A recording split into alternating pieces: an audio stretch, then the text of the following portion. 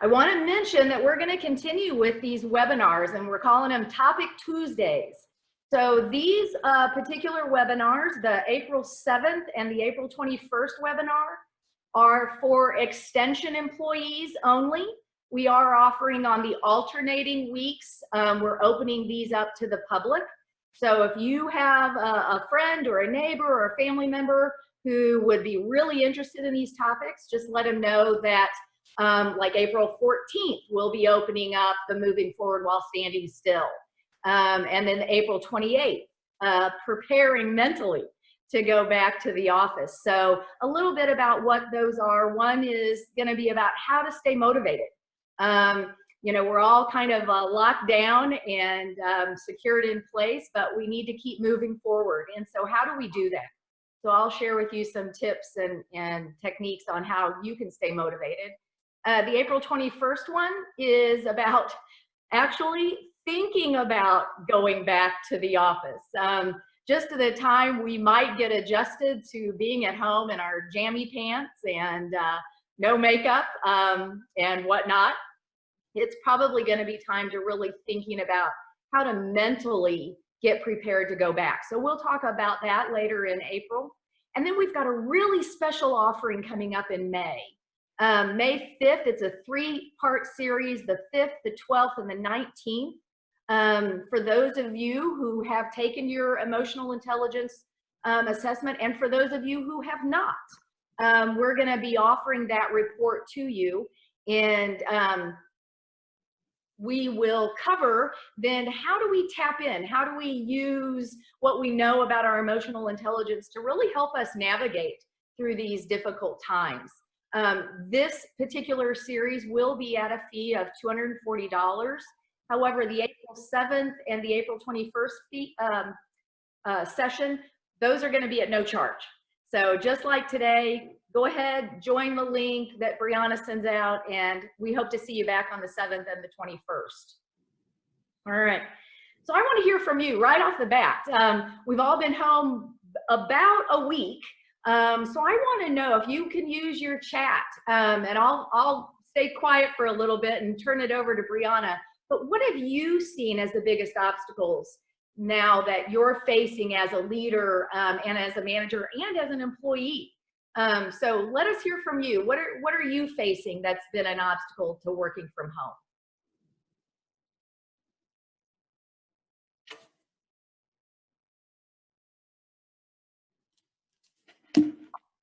All right, Ray, it looks like we have one that says managing the onslaught of emails. Certainly. Too many Zoom meetings. Staying on task myself and figuring out what to ask my employees.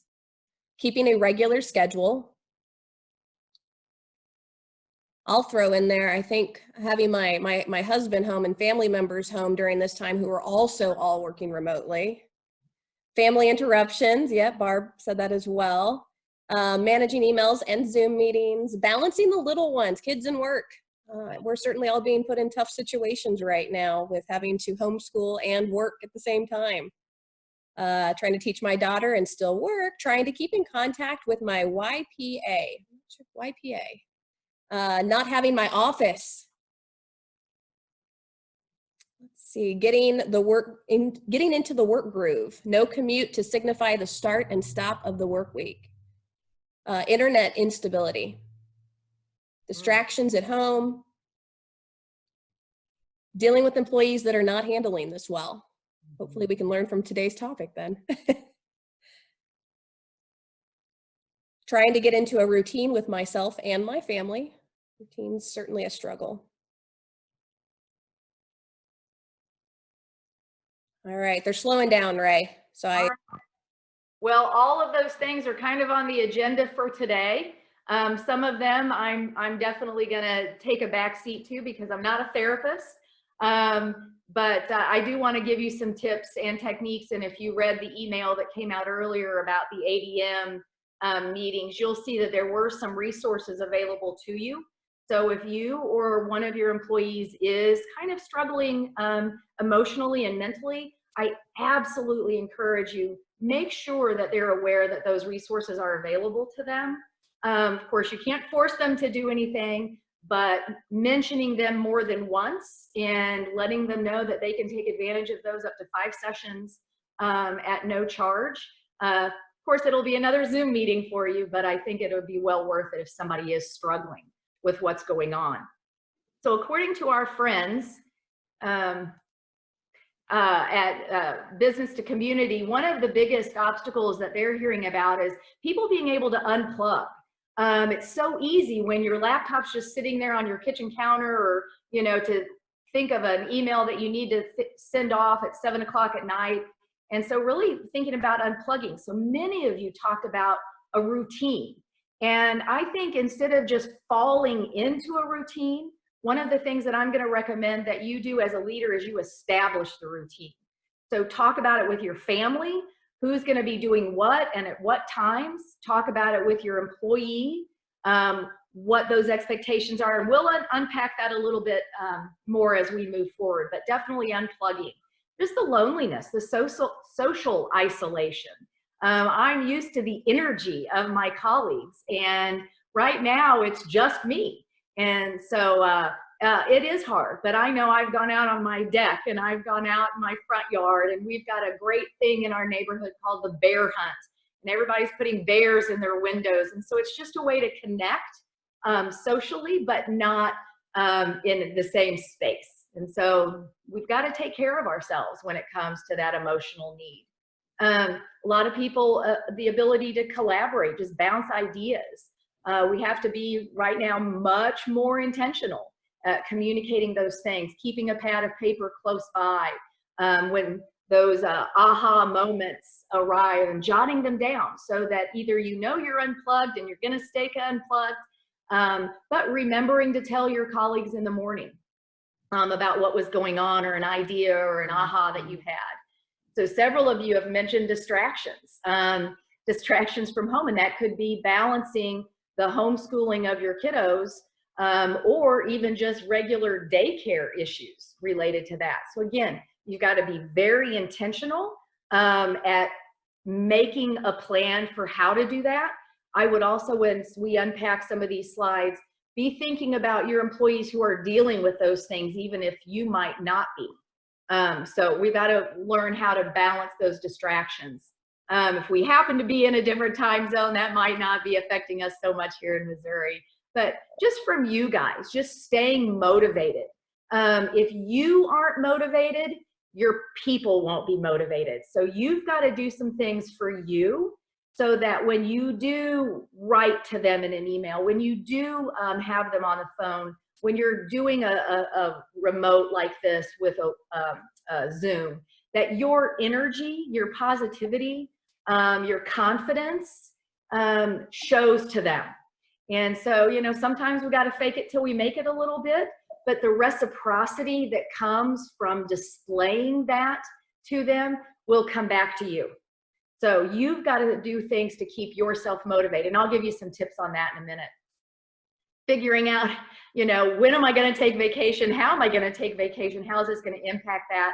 Of course, stay up to date with your policies and what MU is offering for you. And then some of you mentioned this, just finding that reliable Wi-Fi, knowing you can't go to your hot spots, you know, in town if you have a community place to be. So keeping that in mind, not only for yourself, but then for your employees who might be struggling with something like that. So the 3 main things that we're going to address and unpack, and I'm going to give Brianna a moment if we've got anything coming on board here for chat, but we're going to unpack this idea of strategies that you can do right now as a manager with your employees, individualize, communicate, and set expectations. But before we move forward, I want to check with Brianna and see how we're doing on our chats.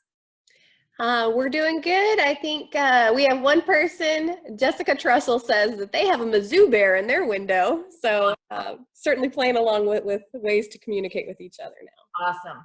Well, I'm pretty lame because I don't have any teddy bears here because all my kids are grown, but I printed off a picture of a teddy bear and I taped it up in the window. So anytime, and even as silly as those things are, anytime you can participate in those things, I just think it gives you another dimension to what's going on with us right now with work. So let's start unpacking these things. So let's think about individualizing. If you haven't already done so, or if you've done so at work, it's time to check back in. The environment has changed. The things that create distractions in the office aren't necessarily the things that are creating distractions at home. You need to ask your employees, tell me about the conditions under which you best perform. Figure out, they've been home for a couple of days, they're probably finding out what's difficult, what works, what's not working, they're still settling in, but you need to ask. So ask them to tell you about what works best for them, how they can best perform. Find out what's on their mind. So not only are we trying to address the technical and the productivity issues of working remotely, but you have got to be aware of where they are emotionally. So those of you that responded that was one of your obstacles, that's great. We've got to take care of the whole person as a manager. So find out what's on their mind. What concerns are they having? And that would be a great introduction or a warm-up. And I know we don't always like warm-ups for our meetings, but that would be a great way to start your weekly Zoom meeting. It's just asking people, just go around the virtual table and ask them what their concerns are, or maybe more one-on-one, their emotional response to what's happening and how they're feeling about the situation. But as we move forward, just like you would in the office, I encourage you, continue to coach as you normally would, continue to connect. Of course, there's way more intentionality right now with that connection, but continue to maintain many of those normal things that you would have been doing as their manager. All right, the second strategy, let's communicate.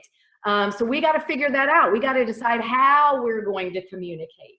Is it email? Is it instant messaging? Is it Zoom? And here's the thing, what type of information do we communicate in email? What type of information do we communicate through an instant message or a Zoom?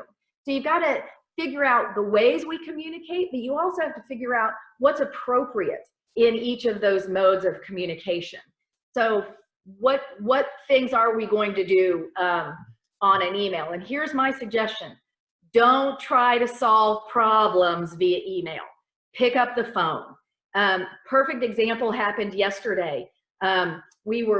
Brianna and Dewey and I were all kind of between, it started on email and we just had a simple question, and then I weighed in on email, and then Dewey weighed in, and then I had a thought that came before Dewey weighed in, and I instant messaged, and then finally I said, call me. Somebody just called me. So there are going to be times where you think it's going to start out on email, but you know what?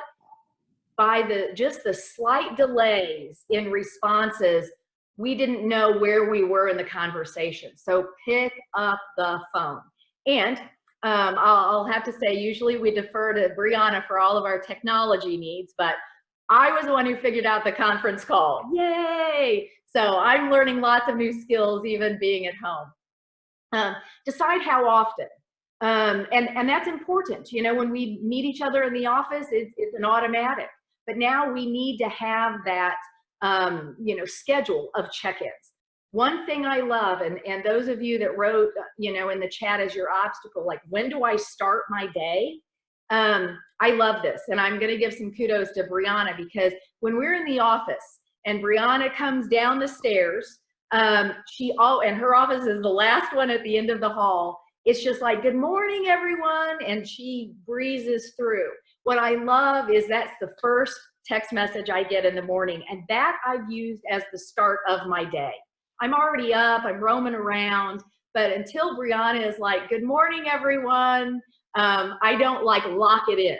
So decide how often, and doing something like what Brianna's doing with us, she just kind of assumed her natural role. That's when I lock it in, as far as switching into work mode. Here's the other thing, when we're using technology such as emails and instant messaging and texting perhaps, always assume positive intent. Tone is very hard to detect in an email, but always assume that however they're responding, if it's, 3 words or if it's 33 words, that it has a positive intention behind it.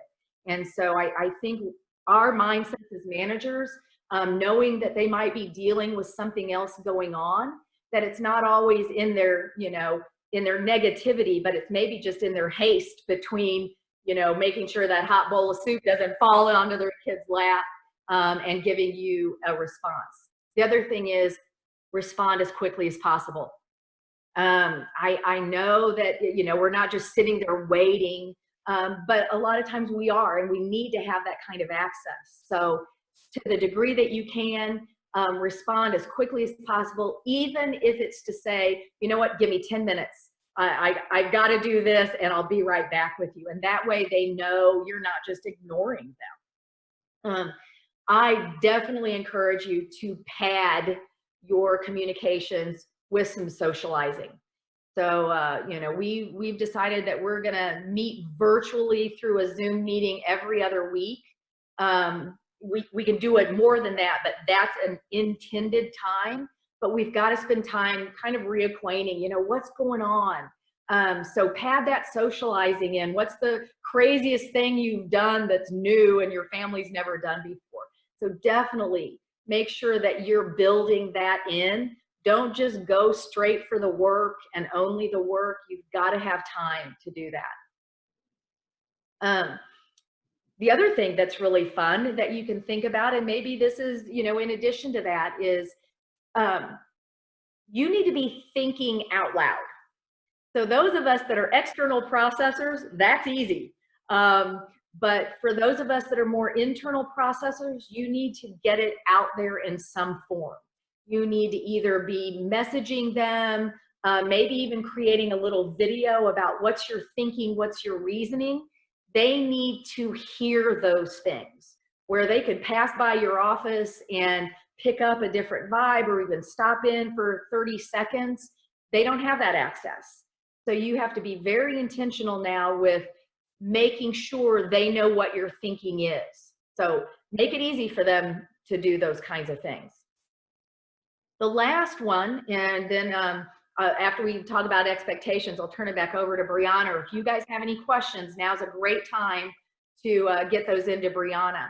But the third strategy is set expectations. And you've got expectations at work. Which ones translate? Which ones don't? And so we need to be a little bit more structured in this. So I kind of think it like this. I might be able to tell you what to do as your boss, but you always want to refrain from telling people how to do it. So, here's the work we're going to do. This is where we're headed. This is what we're thinking about. This is the quality I expect. Do I want 10 out of 10 or is 8 out of 10 okay? So really establish those quality standards. Is this something, just shoot me an email, or I can have it in a text? Or is this something we need to frame up in a document and we need to have, editable fields?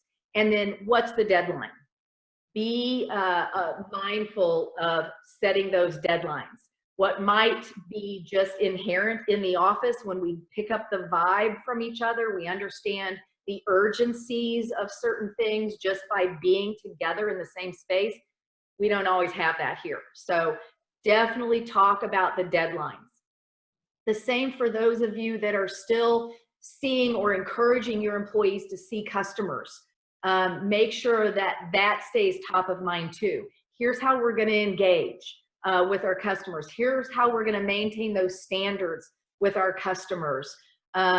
And then go back to our mission. What is it that we're trying to do? We might have shifted focus a little bit because of where we are right now, but we still have a mission. We still have an obligation. And I think people can get behind that. And after all, that's kind of why we do what we do. And so make sure that we're staying in line with our mission as well. All right. Importantly, focus on the accomplishment. Focus on the goal. Don't worry about the activity. Don't worry about everybody's individual to-do list. It's gonna feel natural to maybe try to micromanage people, that they need to be working exactly as you're working. but it's actually the exact opposite. So make sure if you're setting those expectations, they're clear, they're communicated, you've repeated them, they're consistent. Stay focused on the achievement, the goal, the outcome, and back off on how they get there and the minutia of what's going on. Communicate your priorities. Things that, you know, might have been top of mind or top of list when we were all together, maybe they're shifting to the bottom. So help people reprioritize so that they don't become overwhelmed with what they were already expected to do and now what they're newly expected to do. So let's reorganize. Let's make sure we prioritize or reprioritize. So be very intentional about that. And very clear when we're having conference calls, whether it be everybody's on a phone call together or everybody's in a Zoom together, your role as that manager is to communicate what kind of behavior you expect of them. So when I say that, one of the things that we talked about was no multitasking. If we're on a Zoom meeting, you know, you've got your notepad, but I don't want you trying to do other things while we're communicating. So again, you've got to take into consideration, when are the kids napping? When, you know, is recess, and when can they send kids out, or when can they, you know, with older kids, when can they just ask for some quiet time to maybe have a conference call or have a meeting? But talk about those behaviors and what's expected, because the last thing we want to do is have to repeat over and over. And I don't mean just within the same session. I mean have the same meeting over and over and over. And then those of you that said I think the first response was, what's the obstacle? That inundation of emails. Be careful. It's going to be very easy to want everybody in your office to be in on every piece of communication, but it can really slow things down. So if it is better just a one-on-one email and we need to loop somebody in later, we can. But don't bog somebody else's email down by always feeling you got to copy everybody in on things. The other thing is, if you are copied in on something, here's the rule. You're not to respond. You're being courtesy copied in. This email was really not sent to you, so it's more just an FYI. So think about that. If you're sending it to people and you want all these people to reply, they need to be in the to field. If you're just copying somebody in because you just need them to know what's going on, don't expect them to reply, because that's what a courtesy copy is. It's just an FYI, right? And then lastly, of course, the more detail, the better. And that doesn't mean these need to be, you know, pages and pages long. So you can be concise, you can use bullets, you know, fragmented sentences, but the more detail people have, the better, and in getting them the information that they need. So consider that, looping people in on that thought that's coming last. And one more, and then we'll go to Brianna, is make sure that you talk about what your expectations as a manager is of their performance as an employee. Do you expect them to be online from 8 to noon and 1 to 5? And again, that's something you guys need to establish, and not necessarily everybody. Again, go back to individualize. What works for that person that's got 3 little ones at home? Maybe it is better for them to be online from 6 a.m. to 9 a.m., you know? So talk about that individually. But again, what are your performance expectations? How do you want to understand what they're accomplishing in the day? Is it daily? Is it weekly? Right? So thinking about, what is my expectation just of your performance as an employee? Okay. All right. So what are some others? Brianna, anything out there that's going on? So far, no other questions right now. Okay. I'll keep you updated as we move through here. So if you have any thoughts or questions, please go ahead and send it to us in that chat, and we'd be happy to answer them. All right. So remember, the 3 strategies for us as managers. One is you've got to individualize. right? I've got to have a one-on-one with every single employee. I got to talk about what's working for them, what's not working for them. Establish that. Think about your communication. How are we going to communicate? What goes in an email? What doesn't go in an email? And I highly recommend you don't try to solve problems in an email. I can follow up with what we have decided, but don't try to solve it in the email. So think about your communications. And then of course, expectations. And those, that's your responsibility as the manager, is to identify what those look like and communicate them consistently and frequently. So not just a one and done, but they need to hear these things and they need to see them repeated. And when people are meeting those expectations or even exceeding them, again, you want to water those seeds. You want to weigh in and say, hey, you know what? Good job. I really appreciate you were ahead of schedule on that. So continue to coach, right? Continue to reward and recognize as you would if you were seeing this person every day in the office. Right? Lastly, on this one is just be aware of what other people are dealing with. We might not really have a grasp on that. And, I take my situation. I'm a single person with no kids in the home. I can work all day, every day. But that's not everybody's situation. I'm not having to manage other things. And I'm not having to manage maybe somebody that might be dealing with the illness itself. So just be very mindful of that. And now's a great time to empathize and practice your empathy with those individuals. All right. So a little bit of a personal note here when we think about the expectations of just us as extension and engagement. I would highly recommend that you have some type of mandatory weekly check-in. Just set it up, put your Zoom appointments in, get them all going as we begin to think about moving forward. And again, I'm gonna focus on results. I'm gonna focus on accomplishments, and I'm not gonna worry about the minutia, how you got there. All right. So I really encourage you have at least one mandatory weekly check-in. So when you're doing this, what I like to start with, and this is just a guide, this is just how we do it. But let's say on Monday we communicate and discuss the goals of the week. What do we hope to get done? Who's working on what? And one of the things that we always do at the end of those meetings, whether it's in person or via Zoom, is we go back and we recap. We're like, okay, so Ray, you're responsible for this week. Boom, boom, boom. And everybody knows what Ray's supposed to be doing. And then we'll say, okay, Brianna, and you're doing this. And we know what Brianna is doing. So start your week there. Tuesday, Wednesday, Thursday, that's the stuff. That's where you're doing those things to help you achieve those goals. By Friday, then, come back, and this could be on a conference call, doesn't necessarily have to be a Zoom. However, anytime that works, I do it. But you update everybody on what you've been doing since Monday, report those accomplishments, and then you know what? Start talking about what's going to go on the agenda for next week.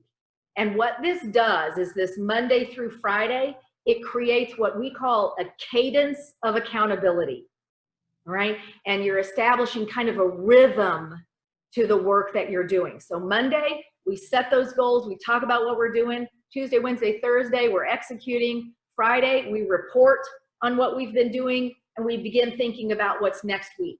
And then managers, on Monday, you bring those notes back to the table, right? And so create that accountability, right? Anything going on out there, Brianna?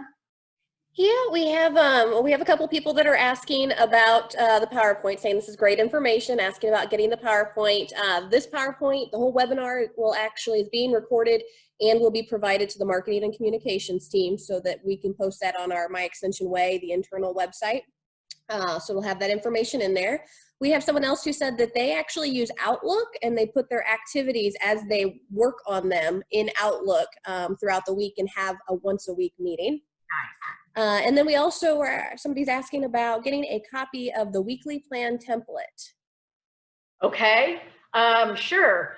Google it. I just went out under Google Images and said, you know, weekly planner, and boom, like a million images popped up. So there's lots of those templates out there. They're free, they're downloadable, and there's a million plus of them. So just a Google image weekly weekly plan template. All right. So I want to open this up. This is where we've got a little bit of a poll. So Brianna's going to take back some control here. And what I want to know from you, and this could be for you personally as a manager, and that's kind of where I'm coming from, but what do we need to do? What's your preferred method for keeping yourself motivated?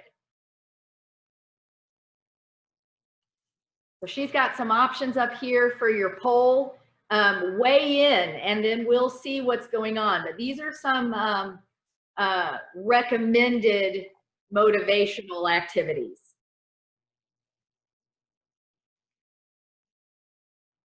All right, we're getting some votes in here. You'll be able to see the results here at the end of this. I'll post these. Excellent.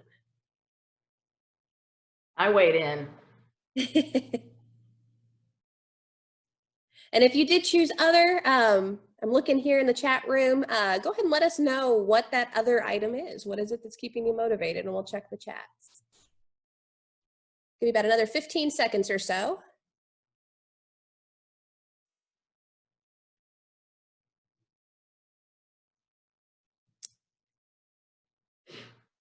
All right, I'm going to go ahead and end the poll now. If you have anything that we missed, go ahead and send that to us in chat.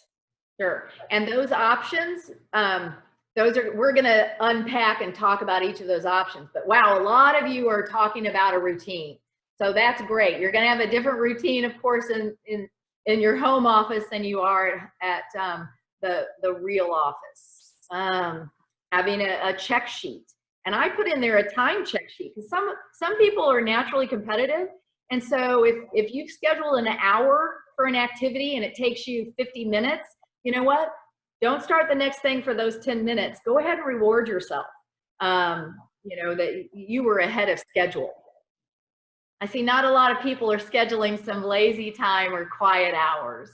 And whether you wanted to admit it or not, honestly, that's a really great thing. You've got to take care of you, and you've got to model that behavior for your employees. So don't be afraid to let them know when you're going dark and what's going to be happening. And if it's okay to interrupt you, what would those conditions look like? So what examples need to be for them to kind of interrupt that lazy time or that quiet hours? All right. We have a few comments coming in, Ray. And so some other people suggested that they follow their calendar, take breaks when it's needed. Just making themselves accountable in general to other people with deadlines and deliverables. There is our to-do list. That I'm a to-do lister as well. So making the daily to-do list. When finish a project, I go clean out a drawer. So changing things from work to then home. Yeah. Time. And then we have someone saying that they certainly need their lazy time. So I think we can relate to that. Yeah. So let's just, if we haven't, let me close that out.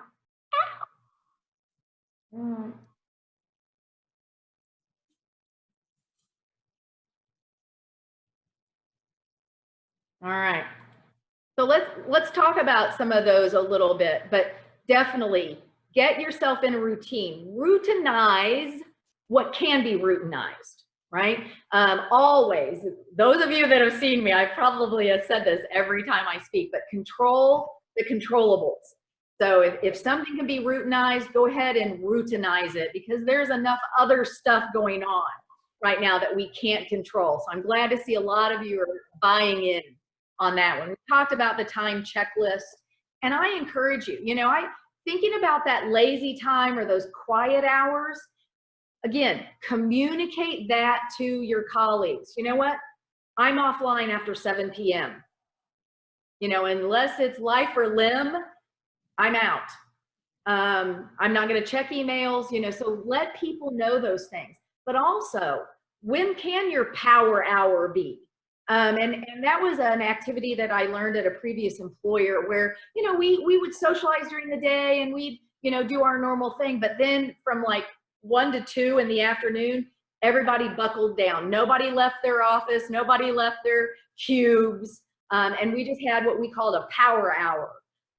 So again, lazy time and balance with power hour, and hopefully all of our closets and drawers will get cleaned out in the process. Take care of your body. Take care of your body. Stretch, exercise. My significant other, he's going nuts because the gym is closed. In fact, he's out running stairs right now because he was driving me crazy a little bit.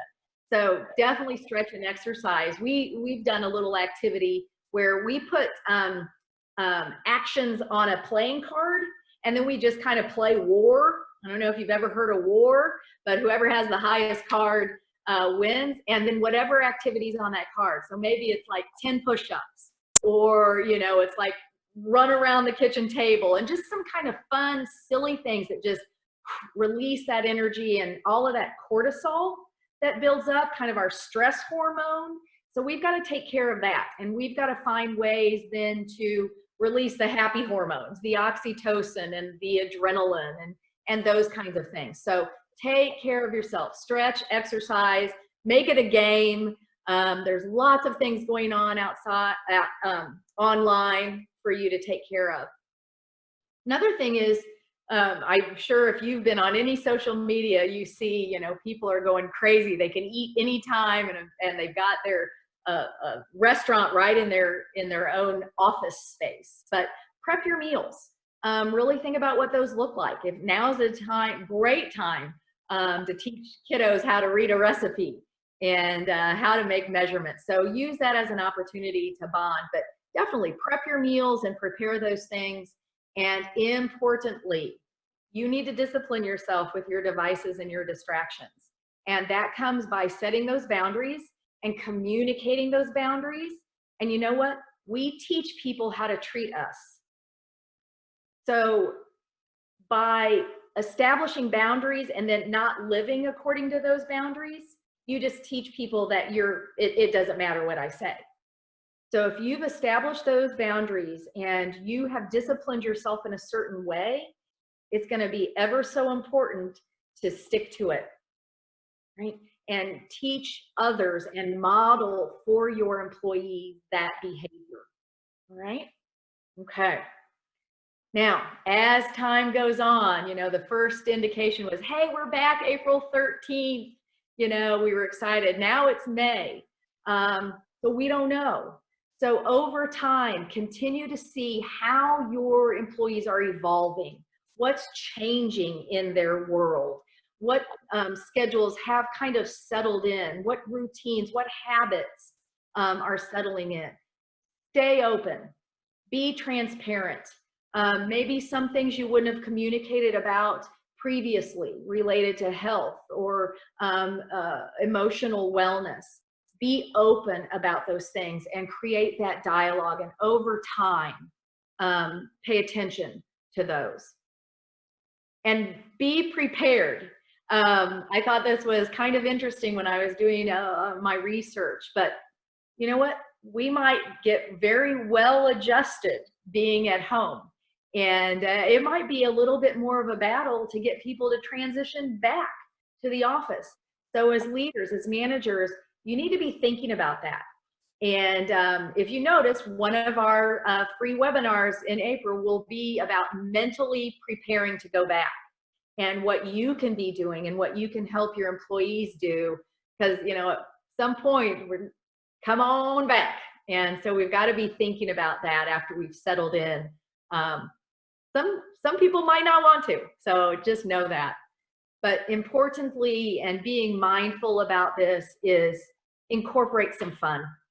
I go from periods myself of, you know, being overwhelmed with thinking about what this might be doing to our economy, or my significant other's job's already been cut in some ways, and that weighs on us. But the other hand, I see neighbors out on their porches that I've never seen in 2 years. And, you know, I don't have kiddos, but I've got a bear taped to my window, and we've got a guy down the back side of our houses that he comes out and plays his instrument. I mean, I'm just so inspired by those things. And so incorporate some fun. Share those with your office mates. You know, maybe it's funny memes that you're seeing. I saw a Captain America weighing about 600 pounds. You know, that's going to be us after all of this at-home time. You know, maybe some fun pictures with your pets. You know, they're your new coworkers. So, and by the way, I'm getting a new coworker tomorrow, so she'll be coming home with me after I pick her up. But you know, just find ways to have fun while we're doing what we're doing and while we're kind of sheltering in place. Okay. So again, I just want to remind you of some of the Tuesday topics that are coming up. April 7th is about staying motivated. And so this is open to not just managers. This is going to be geared for everybody, all of us. April 21st, that's that one that's going to be getting you ready to maybe go back into the office and what that's going to take. And then a special sessions on the 5th, 12th, and 19th about using and tapping in to your EQs during these times and how we can be more intentional and more mindful about our emotional intelligence, especially when we're dealing with something like we're dealing with right now. So before we close out, any comments, Brianna, you want to share? Sure, I like this idea here. It looks like there's one person that says their unit has always been spread out across the region. So they have a closed Facebook group. And this person's looking at maybe making better use of the chats and the opportunities that are within the Facebook platform. I think that's an excellent idea. I think that's it, Ray. All right.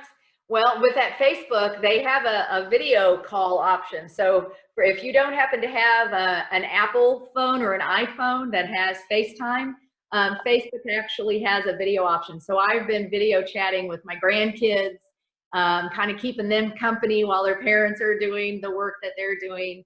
But I just want to say, hang in there. We're going to get through this, but you know what? We're going to get through this together. And you can always reach out to any of us here at Missouri Training Institute if you need some ideas or access to resources. But take care of one another. Take care of one another, take care of each other. And let's be thankful for the ones that are out there really doing it. Thanks, guys.